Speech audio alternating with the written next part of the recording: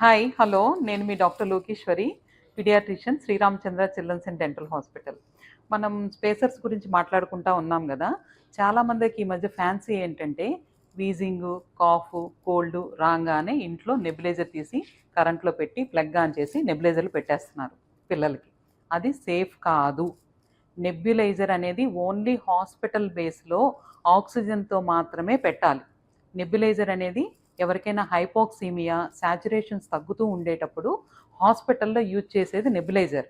మనం ఇంట్లో wheezing డిజార్డర్స్కి doctors prescribe చేసేది స్పేసర్, ఎండిఐ విత్ స్పేసర్. నెబ్యులైజర్కి దీనికి ఏంటండి వాడితే ఏముంది, మా బేబీ బాగానే ఉంది కదా అని చాలామంది అడగొచ్చు. నెబ్యులైజర్ మూలకంగా సిస్టమిక్ సైడ్ ఎఫెక్ట్స్ ఉంటాయి. ఇంకోటి ఏంటంటే నెబ్యులైజర్ డైరెక్ట్గా ఈ ఎయిర్వేస్లోనే పనిచేయదు. స్పేసర్ మాత్రం డైరెక్ట్గా పెరిఫరల్గా ఆ ఎయిర్వేస్లోనే పనిచేస్తుంది. More effective than nebuliser for usage at home. ఇంకోటి ఏంటంటే కరెంటు అవన్నింట్లో పెట్టడం మూలకంగా షాక్స్ ఇలాంటివి కూడా ఇబ్బందులు ఉంటాయి. చాలామంది పిల్లలకి నెబులైజర్ పెట్టాక పెరిఫరల్ వ్యాసో డైలటేషన్ మూలకంగా షివరింగ్ వస్తుంది, చాలామంది వణుకుతారు. అవన్నీ మంచివి కాదు. అవన్నీ కూడా సిస్టమిక్ సైడ్ ఎఫెక్ట్స్ అన్నమాట.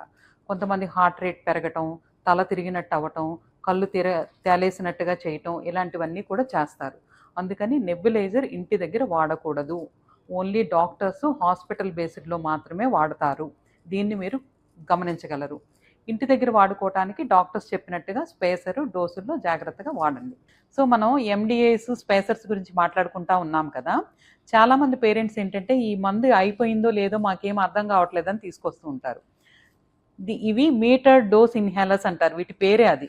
ఇక్కడ డోస్ కౌంటర్ అని ఉంటుంది. ఈ డోస్ కౌంటర్లో మనం స్టార్టింగ్ అప్పుడు 200 ఉంటుంది. అది నెమ్మదిగా 20 అలా తగ్గుకుంటా జీరోకి వస్తుంది. మనం 40 కౌంటర్లో 40 నెంబర్ కనబడినప్పుడు కొత్తది తీసుకొని పెట్టుకోవటం ద్వారా మనం ఆ డ్రగ్ అయిపోయిందో లేదో మనం గమనించుకోగలుగుతాం. ఓకే.